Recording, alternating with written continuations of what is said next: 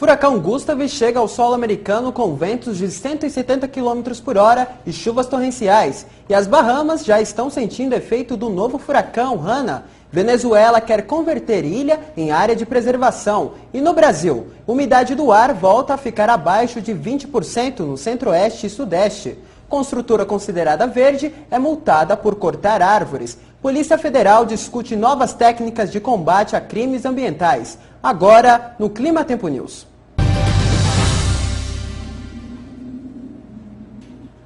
O Golfo do México continua em alerta por conta da presença do furacão Gustave. Chuvas intensas e ventania ocorrem desde a madrugada de hoje na costa norte-americana, entre os estados do Alabama e o norte do Texas. A chuva intensa e a ventania começaram a ser sentidos na madrugada de hoje, inclusive em Nova Orleans, que há 3 anos foi destruída pelo furacão Katrina. Gustave chegou à costa dos Estados Unidos como um furacão de categoria 3. O olho do furacão tocou o solo norte-americano na região de Cocodrie, no litoral de Louisiana. Gustave já enfraqueceu e agora é considerado um furacão de categoria 2, numa escala que vai até 5.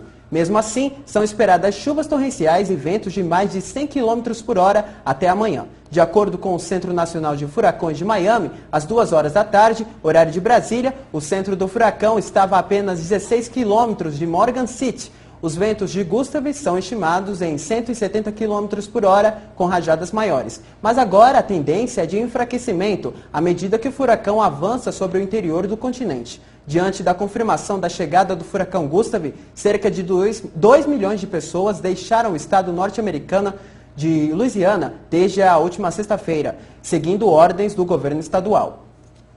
A tempestade tropical Hanna se fortaleceu nas últimas horas e já é considerado um furacão de categoria 1, na escala Saffir-Simpson, que vai até 5. Hanna é o 4º furacão da temporada de 2008. De acordo com o Centro Nacional de Furacões dos Estados Unidos, com sede em Miami, às 2h30 da tarde, horário de Brasília, o furacão Hanna avançava sobre a ilha Mayaguana, nas Bahamas, com ventos regulares de 120 km por hora. Hanna pode ganhar força até amanhã e deve continuar sobre as Bahamas nos próximos dias. E a segunda maior ilha da Venezuela, La Tortuga, pode se converter em área de preservação, de acordo com Júlio Garcia Jarpa, vice-presidente da Comissão de Meio Ambiente da Assembleia Nacional. Com a criação da área de preservação, a intenção é resguardar, além da paisagem, o ecossistema. O Ministério do Turismo venezuelano incluiu a ilha em planos de desenvolvimento nos últimos anos. Um dos planos previa a construção de um cais, um aeroporto, serviços básicos, incineradores de lixo, um centro povoado e 50 unidades turísticas sustentáveis e 100 pousadas, entre outras coisas. Em La Tortuga, há 57 espécies vegetais que servem de habitat para espécies animais. Além disso, a ilha abriga ninhos de aves aquáticas e produz alimento para espécies marinhas. O biólogo da Fundação La Tortuga, Alfredo Morales, alega que qualquer desenvolvimento turístico provocaria a imigração da fauna e não permitiria a chegada das tartarugas marinhas, devido à fragilidade do ecossistema. E os níveis de umidade do ar voltaram a cair para valores abaixo dos 20% no interior de São Paulo, mesmo com a chuva do sábado passado. Em São José do Rio Preto, a umidade relativa do ar chegou a 16% por volta das 3 horas da tarde desta segunda-feira.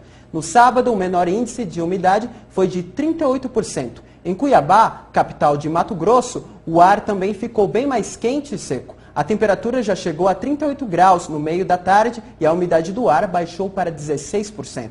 Até a sexta-feira, os estados do Sudeste e do Centro-Oeste do Brasil permanecem dentro desta massa de ar seco e que vai ganhar força. Os níveis de umidade devem baixar ainda mais. Uma frente fria deve chegar a estas regiões apenas no sábado que vem, trazendo chuvas e ventos frios. E a construtora Bueno Neto, responsável pelo Golf Village, um mega empreendimento imobiliário situado na zona sul da cidade de São Paulo, foi multada em R$500 mil pela prefeitura por ter cortado mais de 250 árvores em uma das maiores áreas ainda desocupadas ao longo da Marginal Pinheiros. Segundo a Secretaria do Verde e do Meio Ambiente, a construtora não tinha autorização para fazer o corte dessas árvores no terreno, localizado no quilômetro 14 da Marginal.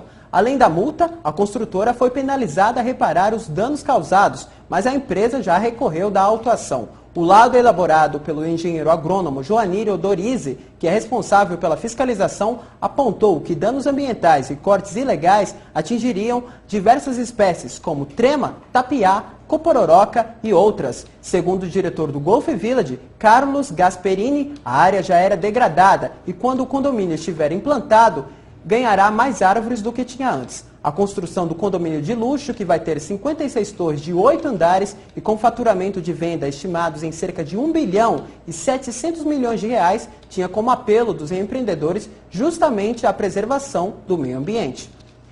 E a Polícia Federal iniciou nesta segunda-feira, em Brasília, o 4º Seminário de Perícias de Crimes Ambientais. Em pauta está a discussão sobre os novos métodos e a integração entre os órgãos para reprimir os danos que a região amazônica vem sofrendo. Segundo o diretor técnico-científico da Polícia Federal, Paulo Roberto Fagundes, atualmente o extravismo irregular de vegetal e mineral são os crimes que mais preocupam a corporação na Amazônia. E esta edição do Clima Tempo News fica por aqui. Outras informações você tem pelo site no www.climatempo.com.br. Eu sou Adriano Oliveira e volto durante a programação com outras informações. Até lá!